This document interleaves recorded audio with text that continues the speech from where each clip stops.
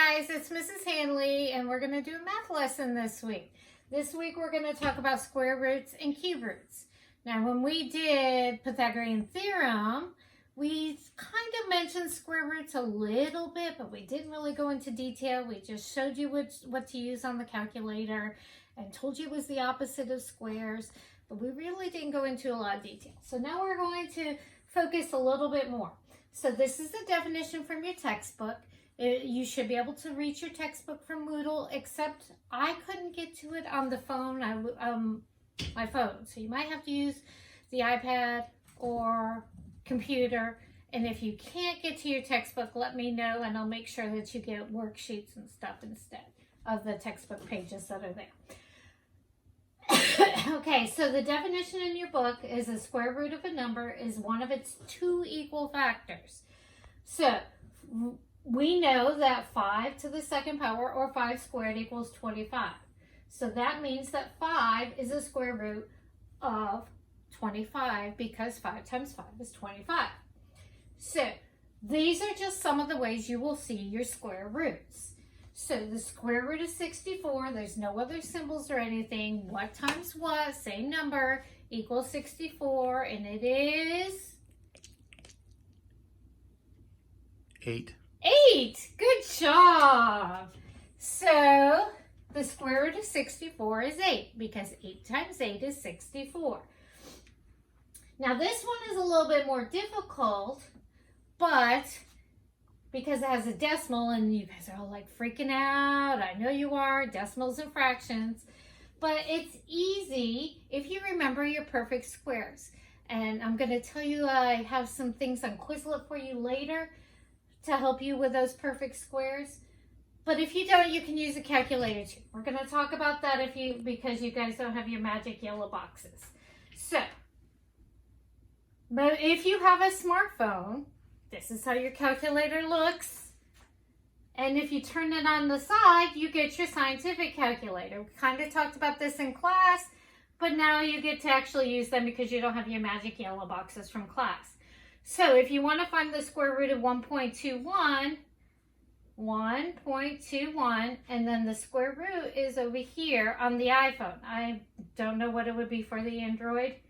And you get 1.1. Now, some of you are like, well, what's that plus minus in front?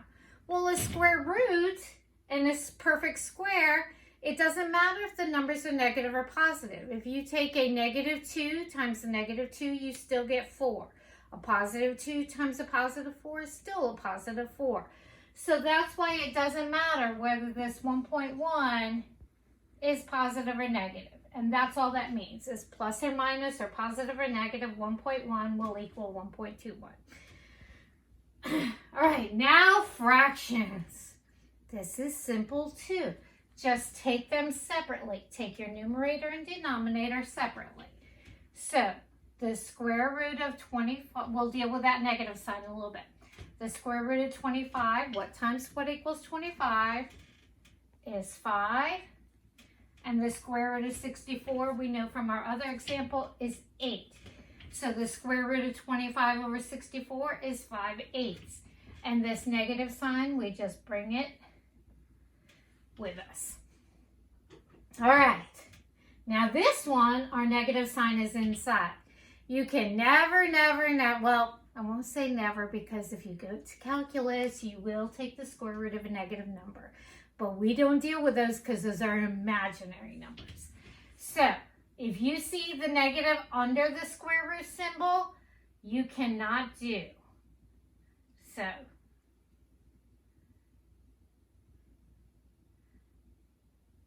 So you cannot do that one. All right.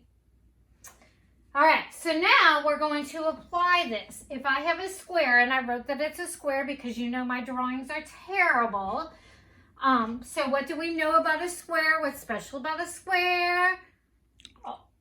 All 4 sides are the same. So we know that something times something for my area, because my formula for area is length times width, or in a square is s squared. So if we know our area, then we are finding the square root of 144, which means that each side is 12 centimeters because 12 times 12 equals 144. All right, so now we're going to make it a little more difficult and do cube roots. Again, you can use your calculator, but you must understand what a cube root is. A cube root is one of its 3 equal factors. So that means we have 3 factors that are all the same. So for example, 2 to the 3rd power is 2 times 2 times 2, which equals 8. So that means that 2 is a cube root of 8 because it takes 3 2's multiplied together to equal 8.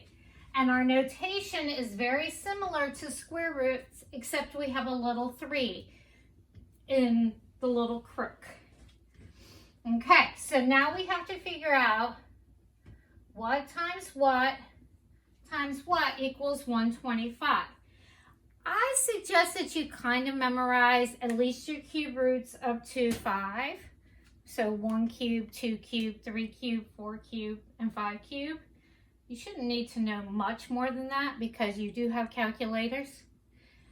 Okay, so again, you put your number in, 125, and there's a little cube root symbol. Whoops, that was 15. 125. Cube root symbol is 5. So the cube root of 125 is 5 because 5 times 5 times 5 equals 125.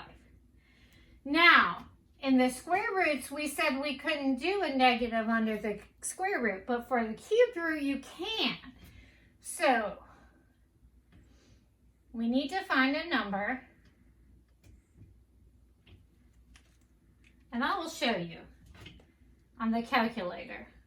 What do we have over here? We have the square root of negative 16. So negative 16, and we find the square root, we get an error. You know that you did something wrong when you get an error on your calculator. That's like when we get undefined, when we divide by 0. So you can't do that. But for negative 27, when we find the cubed root of it, that's not right. I must not have pushed, oh, that's because I pushed the wrong button. Negative 27, cube root, you get negative 3.